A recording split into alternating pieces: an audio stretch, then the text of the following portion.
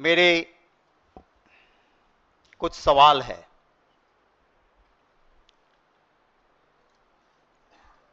पूरी तरह से जानकारी थी।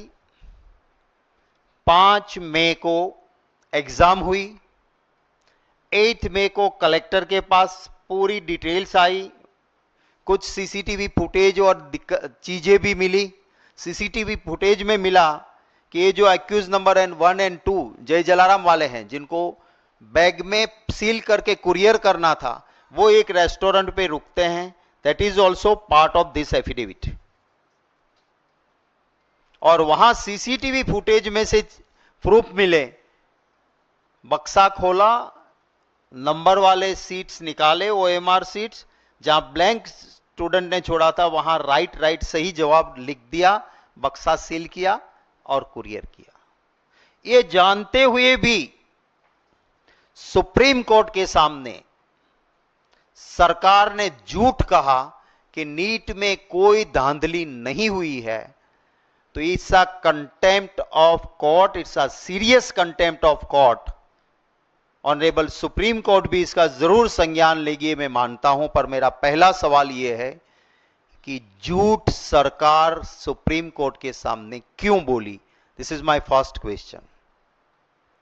मेरा दूसरा सवाल है कि जहां पे भाजपा की ही सरकार है, ऐसे गुजरात में जब deputy superintendent of police on oath sessions court के सामने कहते हैं कि इस तरह से इस मॉडेस्ट ऑपरेटिव के साथ इन अक्यूज्ड ने ऐसा धांधली की है, करोड़ों रुपए और ब्लैंक चेक भी मिले हैं, वो लिखा है इसमें। किस तरह से स्टूडेंट के ओएमआर सीट भरे गए वो भी लिखा है। ये जानने के बावजूद भाजपा सरकार के मंत्री एजुकेशन के देश को कहते हैं कि नीट में कोई धांधली नहीं है, जबकि 5 मई को एग्जाम, 8 मई को कलेक्टर के पास रिपोर्ट के बाद एफआईआर दर्ज हो गई थी ऑन 8 मई। तो इतना झूठ क्यों? मेरा तीसरा सवाल है कि मोदी जी और उनका ट्विटर नीट मसले पे क्यों चुप रहे? चौथा सवाल है, सारी नीट की गाइडलाइन को ताक पे रखते हुए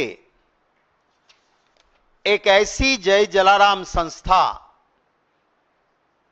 कि जो धांधली करती है, गलत करती है और उसको हाईकोर्ट के में इसके खिलाफ पिटीशंस होती है और इसके लाखों रुपया दंड भरना पड़ा, ऐसी संस्था को नीट जैसी सेंसिटिव एग्जाम का सेंटर जय जलाराम को क्यों दिया?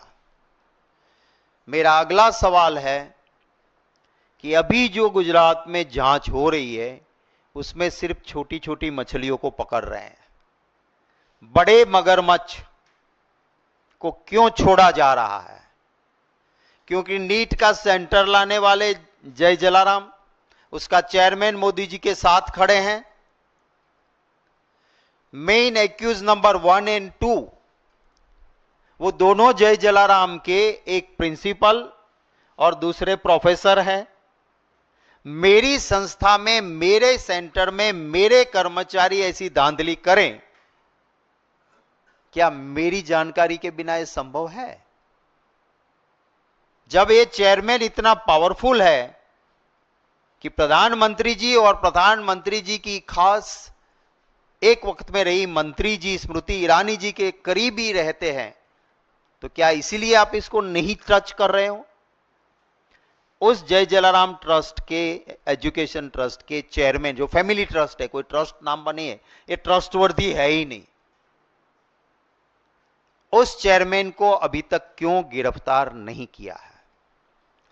मेरा एक और सवाल है कि इसी मुझे मिली है इंफॉर्मेशन कि जय जलाराम एजुकेशन को गुजरात में गुजसेट जैसी और दूसरी सेंसिटिव एग्जाम्स, उसका भी सेंटर दिया गया था। तो सरकार जवाब दे किसको और कितने सेंटर दिए गए थे। इसमें एक एक्यूज ने अपनी बेल एप्लीकेशन में लिखा है कि दूसरे जो एक्यूज्ड है, माने जिन्होंने पैसे इकट्ठे किए थे, उनमें से एक ने अपनी बेल एप्लीकेशन में लिखा है कि नंबर 1 और 2 माने जो जय जलाराम के लोग हैं, वो तो सिर्फ यही नहीं, यूपीएससी के हो, गुजसेट के हो, कैट के हो, सभी पेपर्स को पैसे लेके सेट करते थे। हम तो इनकी चाल में एक छोटे मोहरे हैं, तो हमें बेल दे दो। तो इनकी भी जांच होनी चाहिए। और मेरा आखिरी सवाल है कि नेट पे कुछ चीजें तो मिली है मुझे, भाजपा डिक्लेयर करे कि जय जलाराम एजुकेशन से भाजपा के धन संग्रह में, उनके फंड में कितने पैसे जय जलाराम ने दिए हैं, ऑफिशियल और अनऑफिशियल, वो देश की जनता को बताएं। ये मेरे कुछ सवाल हैं।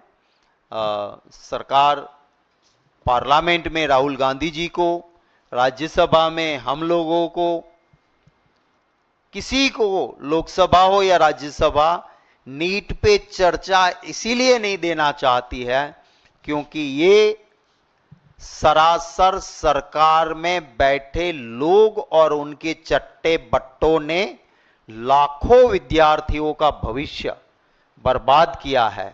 और इतना सबूत, और ये भी डेप्यूटी सुप्रिंटेंडेंट ऑफ पुलिस कहते हैं कि इस तरह से ये नीट की एग्जाम में धांधली हुई है, तो मैं नहीं मानता हूं कि अब कोई भी द्वार ऐसा बचा है कि जहां से सरकार अपनी चमड़ी को बचा सकती है।